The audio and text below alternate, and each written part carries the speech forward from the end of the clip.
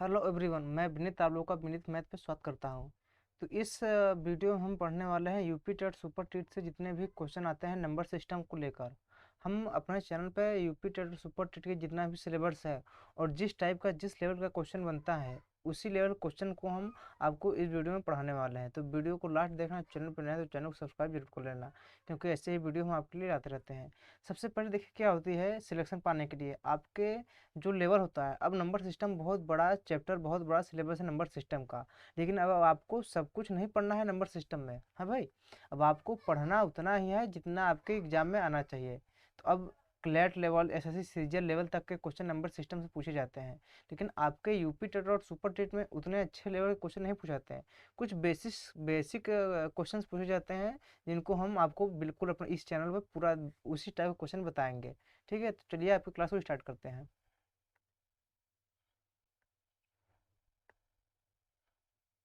देखिए, सबसे पहले जब नंबर हम पढ़ रहे हैं तो नंबर नंबर का क्लासिफिकेशन ऑफ नंबर, नंबरों का वर्गीकरण, इससे बारे में आपसे बात कर लेते हैं। तो देखिए, तो नंबर पहले दो भाग होते हैं, एक होते हैं रियल नंबर, एक होते हैं इमेजिनरी नंबर। तो आपके सिलेबस में इमेजिनरी नंबर मतलब एक्स प्लस आयोटा वाई, ये होते हैं इमेजिनरी नंबर, जहाँ पर आई आयोटा इमेजिनरी नंबर होता है।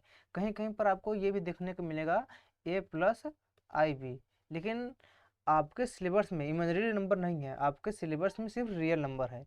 अब रियल नंबर का जब हम वर्गीकरण क्लासिफिकेशन करेंगे तो रियल नंबर को दो वर्गों में बांटा गया है, एक रेशनल नंबर, एक इन रेशनल नंबर। ठीक है, इन सब के बारे में हम आगे वीडियो में आपसे बात करने वाले हैं, तो वीडियो को आप बिल्कुल भी स्किप मत कीजिएगा। और छोटी छोटी बातें होती हैं जो डायरेक्ट आपसे एग्जाम में पूछ ली जाती हैं। जैसे आपसे पूछा जाएगा कि 1 से लेकर 50 तक के बीच गिनती में कितने प्राइम नंबर हैं, कितने कंपोजिट नंबर हैं, तो उस टाइप के क्वेश्चन भी हम आपको बताने वाले हैं। मतलब इस चैप्टर से जितने भी क्वेश्चन, जितने भी टाइप्स बनते हैं, उन सब टाइप्स को हम आपको आपको इस वीडियो में जरूर देंगे। अब वैसे ही अब रेशनल नंबर को हम डिवाइड करेंगे तो इंटीजर, फ्रैक्शन में, फ्रैक्शन में भी प्रॉपर, इम्प्रॉपर, मिक्स्ड, इस टाइप के फ्रैक्शन होते हैं। सब सारे फ्रैक्शन के बारे में बात करेंगे। जैसे मान लीजिए 0.2323, अब इसको आपको फ्रैक्शन में चेंज करना होगा तो कैसे करेंगे, तो क्या हो जाएगा ये 0.23 बार, मतलब 23/99, ये आपका चेंज हो जाएगी वैल्यू। तो इन सब के बस ऐसे ही क्वेश्चन पूछ सकते हैं। या तो आपसे पूछा जाएगा कि अगर 32 की पावर 50 को 2 से डिवाइड करें तो कितना शेष बचेगा। इन सब के इस टाइप के क्वेश्चन आपके सिलेबस बनते हैं। तो आप एक या दो लेक्चर देख लेंगे, उसके बाद आपको खुद आइडिया हो जाएगा। अपने प्रीवियस ईयर के क्वेश्चन पेपर को लीजिए, उठाइए और करिए। अगर क्वेश्चन ना बने तो आप हमें इंस्टा पर मैसेज कीजिए या कमेंट बॉक्स में आप उस क्वेश्चंस को भेजिए, हम उसका रिप्लाई देने की पूर्णतः कोशिश करेंगे आपका।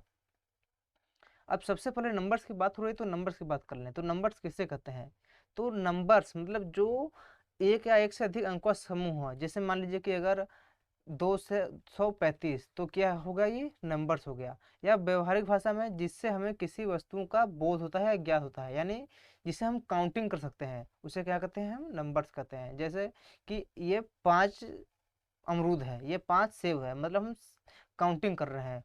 ठीक है, तो वो क्या हो जाएगा, आपका नंबर्स हो गया। अब नंबरिंग, संख्यांक, संख्या किसे कहते हैं, संख्या जिन संकेतों द्वारा व्यक्त करते हैं उसे संख्या कहते हैं। ठीक है, जैसे कि अब ये 5, इसे हम 5 व्यक्त कर रहे हैं इस टाइप से, तो ये क्या होगा, आपका संख्यांक हो गया। अब आती है रियल नंबर और स्थानीय मान, मतलब वास्तविक मान और स्थानिक मान। वास्तविक मान मतलब कि कोई नंबर आपको दे दिया गया है। फॉर एग्जाम्पल हम देख लीजिए, आपको मान लीजिए 525 दे दिया गया है। अब रियल नंबर, अब इसमें 525 जब हम देखेंगे तो यहाँ पर भी 5 की वैल्यू 5 ही होती है, और यहाँ पर भी 5 की वैल्यू 5 होती है। यह नहीं कि यहाँ पर 5 की वैल्यू 6 हो जाएगी ना।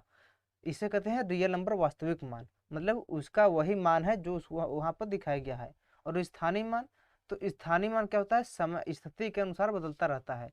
जैसे अब स्थानीय मान मतलब अपनी पोजीशन, अपनी स्थिति के अनुसार वो अपनी वैल्यू को चेंज करता रहता है। जैसे 525 में देखिए, यहाँ पर इसका स्थानीय मान 5 होगा, लेकिन यहाँ पर इसका स्थानीय मान 500 हो चुका, मतलब यहाँ पे इसकी वैल्यू सैकड़ा में हो जाएगी, यानी 525। यहाँ पे इसकी वैल्यू सैकड़ा में है, यहाँ पे इसकी वैल्यू इकाई में है, तो यह होता है इसका स्थायी मान। अब आपसे एग्जाम में कैसे क्वेश्चन पूछता है कि 625 में 6 का स्थानीय मान क्या होगा, तो यहाँ पे 6 का स्थानीय मान क्या हो जाएगा, जो नंबर होगी उसे लिख देंगे, और जिसके बाद जितने नंबर्स होंगे उसको हम 0 से कर देंगे, तो आपका ये स्थानीय मान हो जाएगा। ऐसे ही छोटे छोटे टाइप क्वेश्चन आपके एग्जाम में पूछे जाते हैं। अब आती है आपको टाइप्स ऑफ नंबर।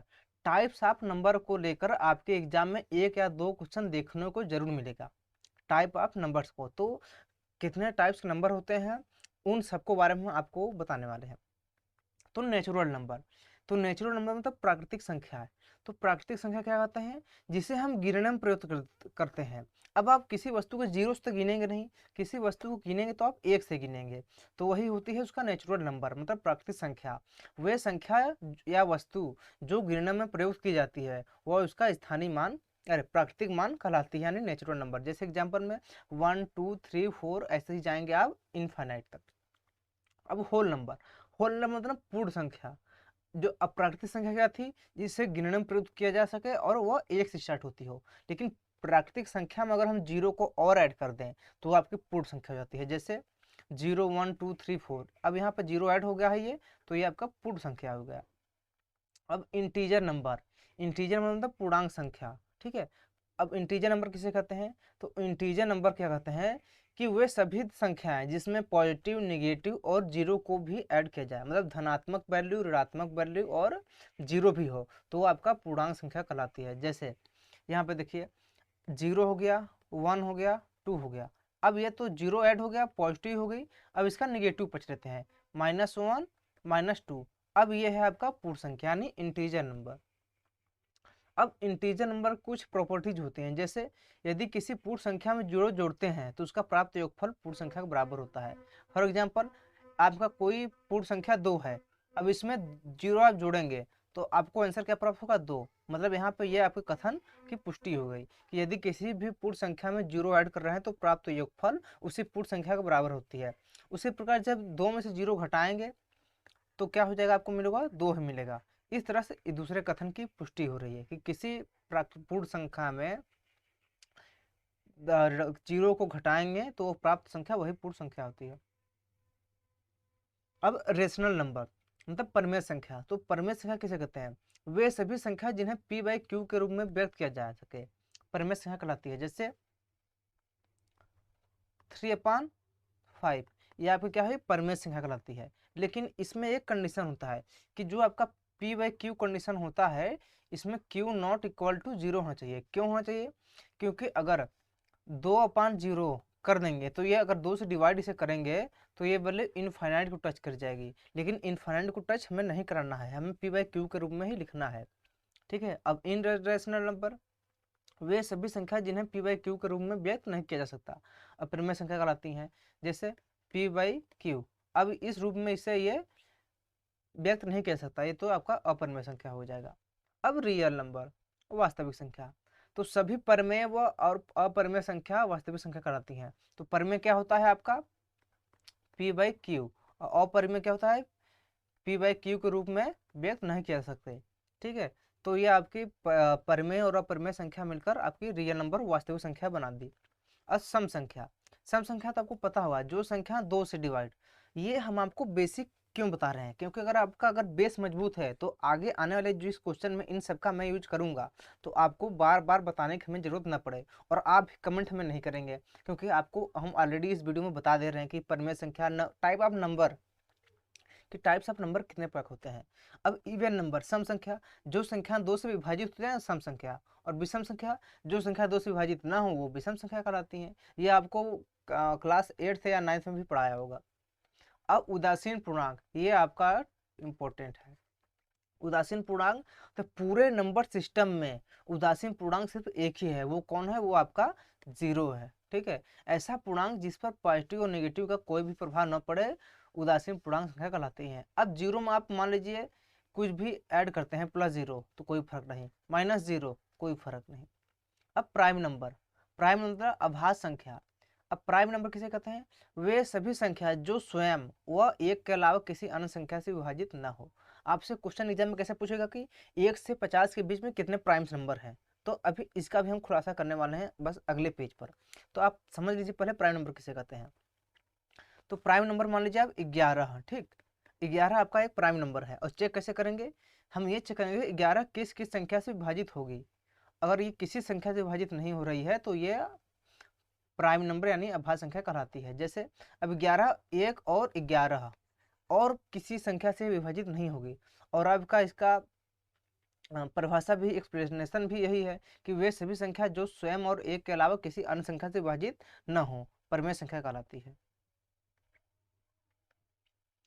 अब यहाँ पे देखिए आपके क्वेश्चन का जवाब आ गया। 1 से 100 के मध्य केवल 25 अभाज्य संख्या है और प्राइम संख्या है। लेकिन आपसे एग्जाम में कैसे पूछ लेता है कि और कितनी प्राइम संख्या है। और आपसे 1 से लेकर 100 तक तो आप याद किए रहते हैं, लेकिन आपसे एग्जाम में 1 से लेकर 25 पूछ लेता है, 1 से लेकर 30 तक, 1 से लेकर 50 तक। तो आप यहाँ पे इसका बिल्कुल प्रॉपर नोट्स बनाते जाइए या आप इसका स्क्रीनशॉट ले लीजिए कि 1 से लेकर 25 के बीच में 9 प्राइम नंबर, 1 से लेकर 30 के बीच में 10 प्राइम नंबर, 1 से लेकर 50 में 15 प्राइम नंबर, 1 से लेकर 100 के बीच में 25 प्राइम नंबर होते हैं। अब भाज्य संख्या, तो भाज्य संख्या जैसे मान लीजिए आपसे 8 है, तो वह 1 और 8 से तो डिवाइड हो रही है, लेकिन ये 2 और 4 से भी डिवाइड हो रही है। मतलब इसका अगर हम निकालेंगे तो 1 2 4 8, यानी जो संख्या स्वयं और एक के अतिरिक्त किसी अन्य संख्या से भी विभाजित हो भाज्य संख्या कहलाती है। अब को सह अभाज्य संख्या है, तो सह अभाज्य संख्या किसे कहलाती हैं? जिनका CF 1 हो, यानी इनका कॉमन फैक्टर नहीं हो। ठीक है, जिससे मान लीजिए आपका 5 और 7, 5 किससे डिवाइड होगा? 1 और 5 से। 7 किससे डिवाइड होगा? 1 और 7 से। अब इनका जब HCF निकालेंगे तो क्या हो जाएगा? 1। ठीक, और इनका कोई कॉमन फैक्टर ना हो 1 को छोड़कर, तो कॉमन फैक्टर देखिए इन दोनों में कोई नहीं है, तो नहीं 5 और 7 आपका सभाज्य संख्या हो जाएगी। ठीक है, जैसे एग्जांपल में 9 2 15 26, ये आपका क्या है? सभाज्य संख्या है। अब कंपोजिट नंबर, कंपोजिट नंबर की जब हम बात करेंगे आपको, तो वे सभी संख्या जिनके फैक्टर हो जाएं कंपोजिट नंबर कहलाती हैं। जैसे 16, तो 16 फैक्टर हम करें तो 1 2 8 16 और 4 भी होगा 4। तो ये आपका देखिए इसके फैक्टर हो गए। अब जब इसके फैक्टर हो गए तो ये क्या कहलाएगी? आपकी कंपोजिट नंबर।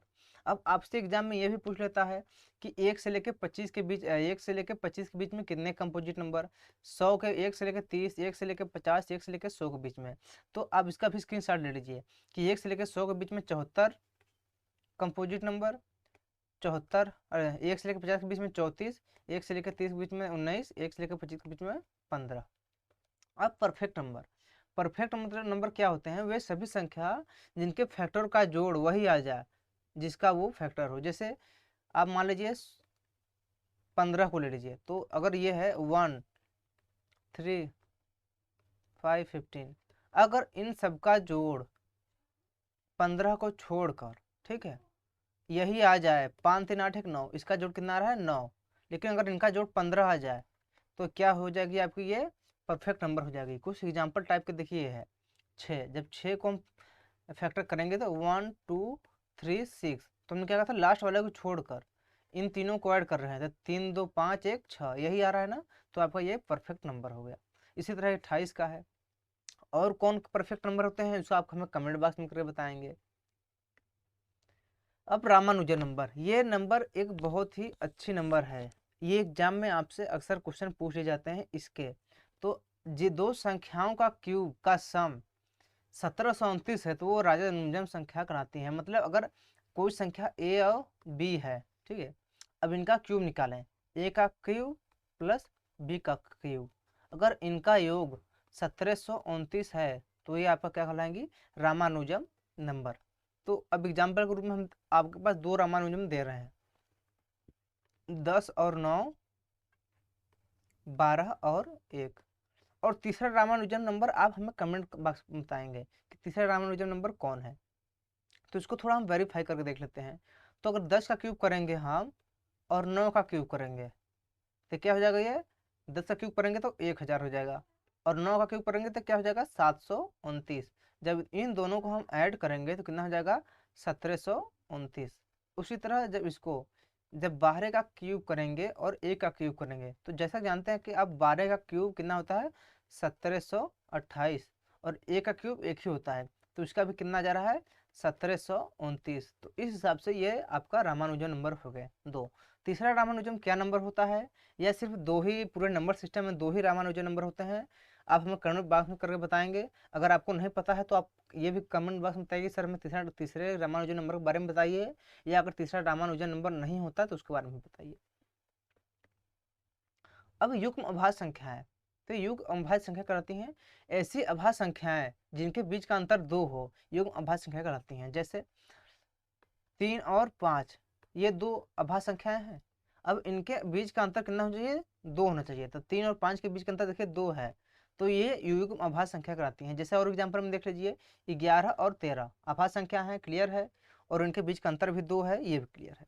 और 17 19 के अभाज्य संख्या है और उनके बीच का अंतर भी 2 है, तो मतलब ये भी युग्म अभाज्य संख्या है। योगात्मक प्रतिलोम, इस प्रतिलोम से क्वेश्चन आपको एग्जाम में बहुत बार देखा गया है।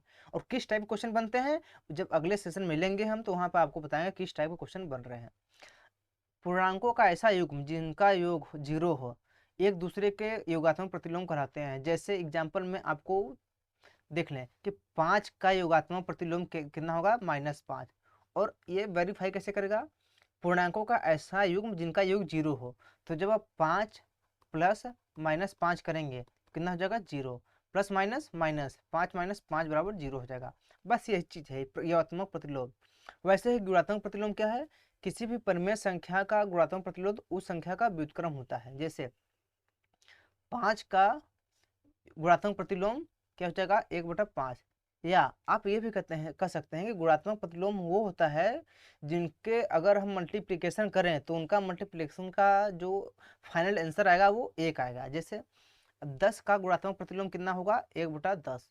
अब जब इनकी हम मल्टीप्लिकेशन करेंगे तो कितना हो जाएगा, 1। इनका मल्टीप्लिकेशन करेंगे तो कितना हो जाएगा, 1। ठीक है, गुणात्मक प्रतिलोम आई होप आप लोगों को समझ में आ गया होगा।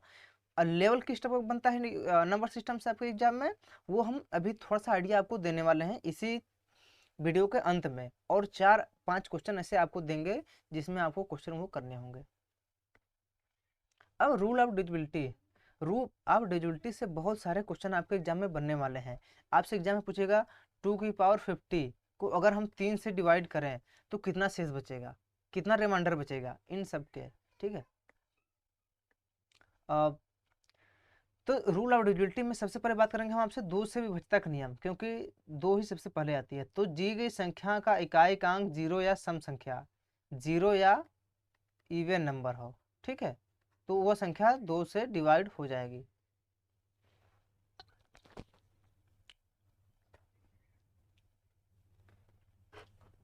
अब आपसे बात करते हैं 3 से विभाज्यता का नियम। तो 3 से विभाज्यता का नंबर नियम क्या होता है कि जो संख्या आपको दी गई है उन संख्याओं का योग करें आप।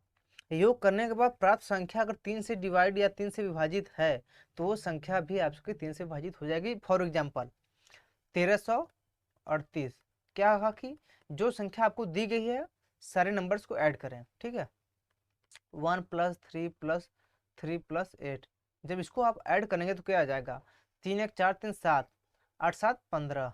अब 15 3 से डिविजिबल है या नहीं है, अगर डिविजिबल है तो संख्या 3 से डिविजिबल हो जाएगी, यानी 15, तो 3 × 5 = 15, यानी ये 3 से डिविजिबल है, तो यानी 1338 संख्या 3 से डिविजिबल हो जाएगी।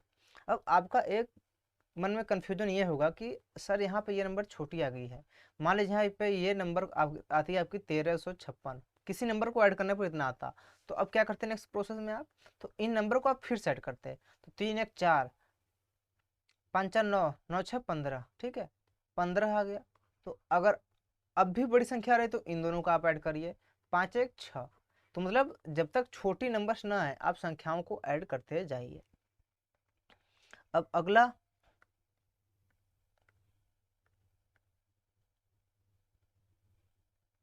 प्रोसेस आपका 4 से विभाज्यता का नियम। तो 4 से विभाज्यता का नियम क्या होगा कि दी गई संख्या की इकाई और दहाई द्वारा बनी संख्या 4 से विभाजित हो या अंतिम दोनों अंक 0 हो तो वो संख्या 4 से विभाज्य हो जाएगी। मतलब अगर आपको कोई नंबर दिया है, अगर 2 लास्ट डिजिट यूनिट डिजिट आप चेक करेंगे, अगर यूनिट डिजिट चेक करने पर लास्ट 2 संख्या 4 से डिविजिबल है तो संख्या 4 से डिविजिबल हो जाएगी। लेकिन मैं जहाँ तक आपको बता रहा हूँ कि जो संख्या 2 से डिविजिबल होगी, ठीक है, 2 से डिविजिबल होगी वो संख्या 4 से भी डिविजिबल होगी, क्योंकि 4 को जब हम फैक्टर करेंगे तो 2 × 2 आएगी। ठीक है, अगर यहाँ पे 6 होता, अभी आपको आगे हम 6 के डिविजिबल रूल के बारे में पढ़ाएंगे, तो अगर यहाँ पे 6 होता तो 2 और 3 इसका फैक्टर आता। ठीक, अब जो संख्या 2 से डिविजिबल होगी और 3 से डिविजिबल होगी तो वही संख्या 6 से डिविजिबल होगी। तो फिलहाल अभी हम 4 से बता रहे हैं, तो 4 से डिविजिबल के बाद डिविजिबल के लिए आपको कोई अलग से रूल नहीं पढ़ने की जरूरत है। आप 2 से ही विभाज्यता का नियम पढ़िए, 2 से डिविजिबल रूल पढ़िए। अगर जो संख्या 2 से डिविजिबल है वो संख्या 4 से भी डिविजिबल हो जाएगी। इसी तरह आपको 8 से डिविजिबल का रूल नहीं पढ़ना है, क्योंकि इसमें 2 मल्टीपल बाई 2 मल्टीपल बाई 2, 2 दूनी 4 दूनी 8, इसमें तीनों में 2 आ रहे हैं। तो 8 से डिविजिबल का रूल क्या होगा, जो संख्या 2 से डिविजिबल होगी वही संख्या 8 से भी डिविजिबल होगी।